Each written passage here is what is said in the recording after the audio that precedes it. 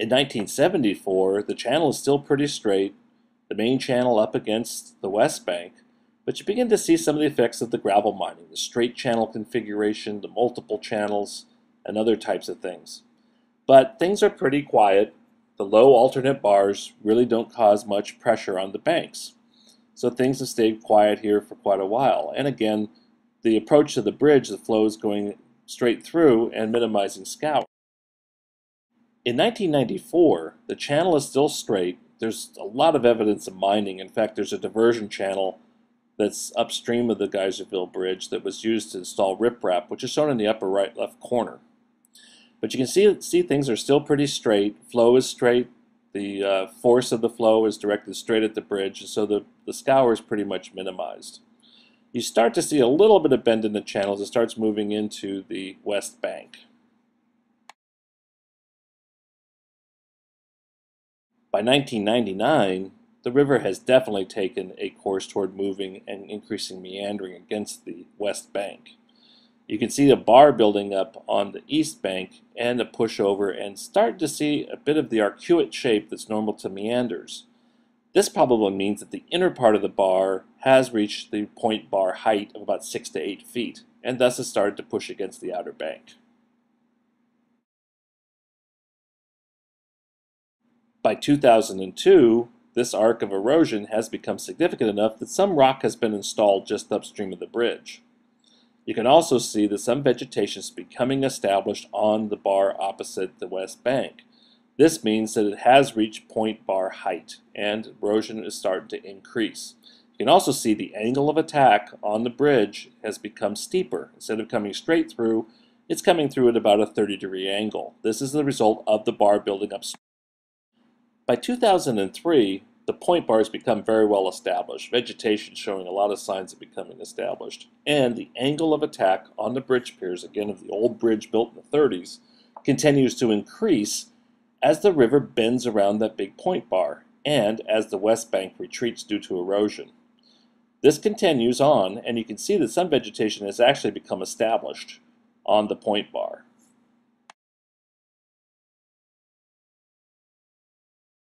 By 2007, the bridge has been replaced, but the angle of attack is very high, like 45 degrees. This is just after the bridge was reconstructed about a year later. You can see that the bank on the west side is eroding, the rock has been outflanked by the flow, and the point bar and inner ridge continues to grow in a westward direction against the bank, and also vegetation is becoming more and more established as it moves westward. This is continuing and actually continued beyond this. In order to figure out the hydraulic force changes that occurred between 1994, when the bar was low and the angle of attack on the bridge was straight, we produced a two-dimensional hydraulic model. The color coding indicates velocity, and the arrows indicate direction. You can see right around the Geyserville Bridge, the velocities were very high, 11-12 feet per second. But they occurred generally away from the bridge piers, which shows up as white dots in the diagram.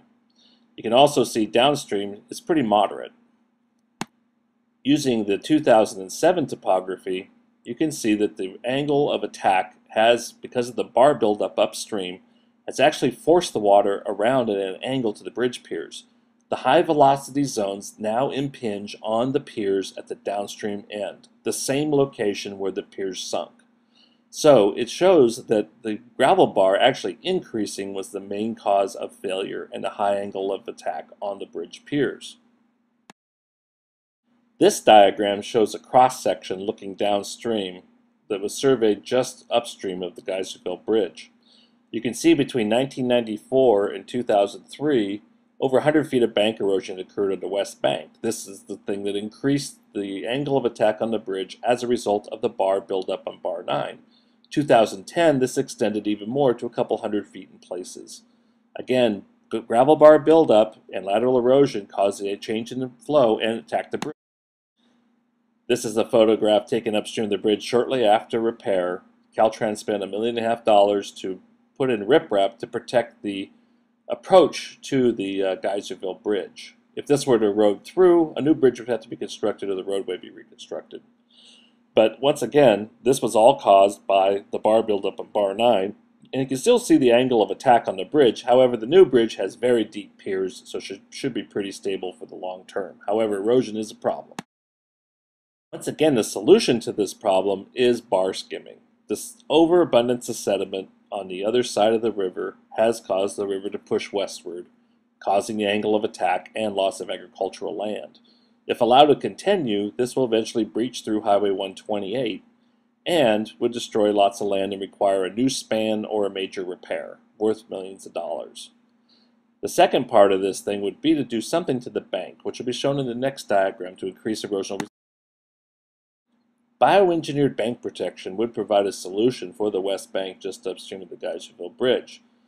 This effort combines again hard elements using rock and logs spaced in between as groins and filled with vegetation and soil. The vegetation, consisting of woody willow, will help stabilize the soils of the banks and slow down velocity as it impinges on the bank. This would also provide excellent fish habitat as well as restoring riparian vegetation. There is a proposal now to do bar skimming on the Sire-owned reach in the Alexander Valley from Gill Creek down to Jimtown Bridge. It includes an adaptive management strategy that enables agencies to work together to find solutions to erosion problems and to help stem off potential risk of channel avulsion. The plan also includes substantial restoration of up to 26 acres of new aquatic and riparian habitats. All agencies support this plan. In conclusion, in the Alexander Valley, the current channel configuration is not sustainable. It will change according to what nature dictates in terms of sediment and water supply.